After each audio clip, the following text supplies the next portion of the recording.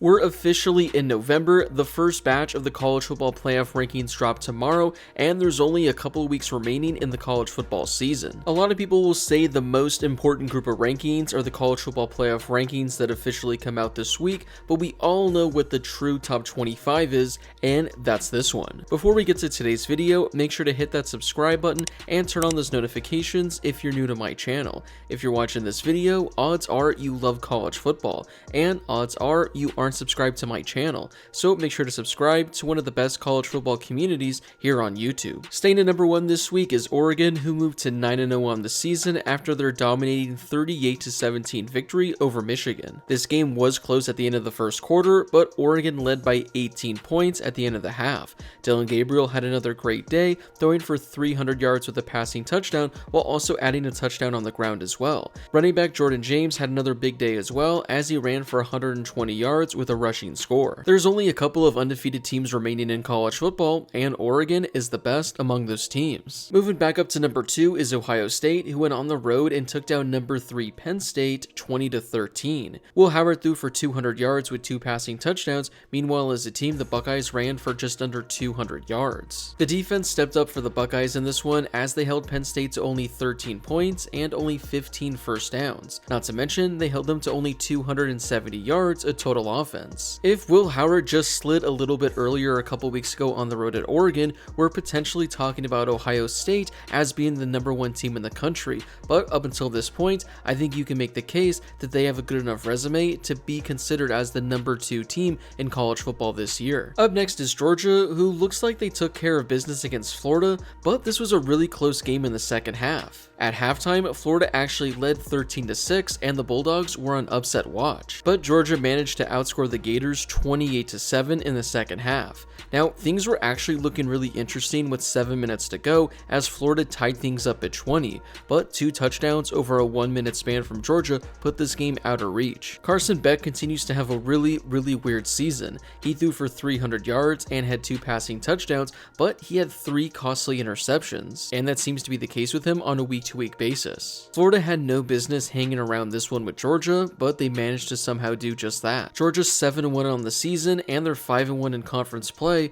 but I just don't know how good of a team they truly are this year. Miami dominated Duke, winning 53-31. Cam Ward had one of his best games of the season, as he threw for 400 yards with 5 passing touchdowns. It wasn't a great day for the Hurricanes defense, considering they allowed 31 points, 23 first downs, and over 400 yards of total offense. But luckily for them, they have one of the top quarterbacks in all of college football. Another week, another Indiana victory, and they're now 9-0 on the season. They took down Michigan State in dominating fashion, 47-10. Now, the crazy thing is, Michigan State actually led this game 10-0 at the end of the first quarter, but the Hoosiers outscored them 47-0 the rest of the way. Curtis Rourke returned for Indiana after missing a week with an injury. He didn't miss a beat, as he threw for 260 yards with 4 passing touchdowns. The way things are currently looking for Indiana, barring them losing 2 of their final 3 games, they are all but surely going to be a playoff team this year. BYU didn't play this weekend, so here's where I got them ranked. Although it's a brand new year, some things never change, as Penn State fell to a top 5 opponent, losing at home to Ohio State 20-13. Drew Aller had himself a terrible day, as he threw for only 140 yards with an interception. Penn State didn't even have an offensive touchdown in this game. The only touchdown they scored was on a pick 6. The Nittany Lions actually got ahead in this game, winning 10-0, but they were outscored 20-3 the rest of the way. Now, Penn State is 7-1 on the season, and they're technically still alive in the playoff hunt, but we see this every year. They beat all the teams they're supposed to beat, and when they finally play a good opponent, they fold. They're probably going to finish the season going 4-0 because their schedule is relatively easy, but how are they going to fare when they play another good team, likely in the college football playoff? Well, I think we all know the answer to that. Notre Dame didn't play this weekend, so here's where I have them ranked. This was a close back and forth game, but Tennessee took down Kentucky, winning 28-18. Kentucky actually led this one at the half, and they were down by only 3 points midway through the fourth quarter. Nico Iamaleava had one of his best games of the season, as he threw for just under 300 yards with a passing touchdown. Meanwhile, running back Dylan Sampson had himself quite the day, running for 150 yards with 2 rushing scores. It feels like we haven't really been talking about Tennessee all that much this year, but they're right in the thick of it for the SEC title game. Another big win for Boise State, who took down San Diego State 56-24. Quarterback Maddox Madsen had his best game of the season, throwing for 300 yards with 4 passing touchdowns. Running back Ashton Genty, who's trying to make a Heisman push, ran for 150 yards and had 2 rushing scores. Boise State just continues to win, and they're looking like they're going to secure a playoff spot if they're able to win out. One of the biggest surprises in all of college football this season is SMU, who moved to 8-1 on the season and took down number 18 Pittsburgh 48-25. Quarterback Kevin Jennings continues to be one of the biggest surprises in college football this year, as he threw for 300 yards with 2 passing touchdowns. Meanwhile, on the ground, Brashard Smith ran for 160 yards and had 2 rushing scores. Don't look now, but SMU is currently tied with Miami atop the leaderboard in the ACC. They control their own destiny, and if they win out, they're going to be playing in the ACC title game with a chance to go to the college football playoff. Before we get to the rest of my rankings, I'd like to share with you guys how you can make the college football season more exciting and even win some money. I've partnered with Underdog Fantasy to bring you this amazing deal. If you download the Underdog Fantasy app and use promo code Harris, they'll match your first deposit up to $1,000.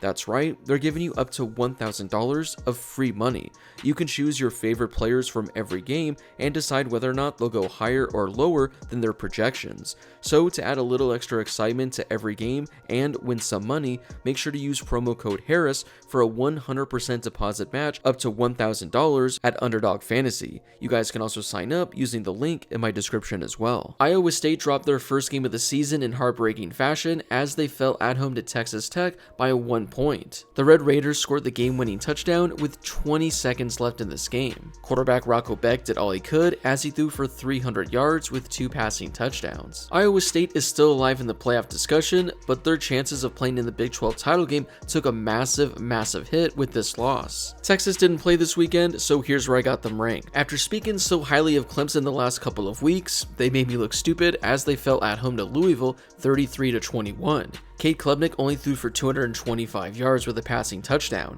Now I say only because he threw the ball 56 times in this game. Phil Maffa ran for 170 yards and had 2 rushing scores, but it just wasn't enough for the Tigers. This was a pretty big loss for Clemson because they're now 3rd in the ACC when it comes to conference standings. They're still alive in the playoff hunt, but they don't control their own destiny anymore, and they're going to need help from a bunch of other teams. The most shocking loss of the week was Texas A&M, who fell on the road to South Carolina 44-20. Now I was a bit surprised because the Aggies were only a 3.5 point favorite in this game, but I don't think anyone expected the Gamecocks to dominate this game the way they did. Marcel Reed threw for 200 yards with a passing touchdown, but he did have an interception. Meanwhile, on the ground, the Aggies ran for only 140 yards on 42 attempts. They averaged only 3 yards per carry. Now the good news is Texas A&M is still alive in the playoff hunt, but this was an absolutely brutal loss for them considering they end the season playing Texas. LSU was off this weekend, so here's where I have them ranked. Alabama was also off this weekend, so here's where I got them ranked. Ole Miss dominated Arkansas, winning 63-31.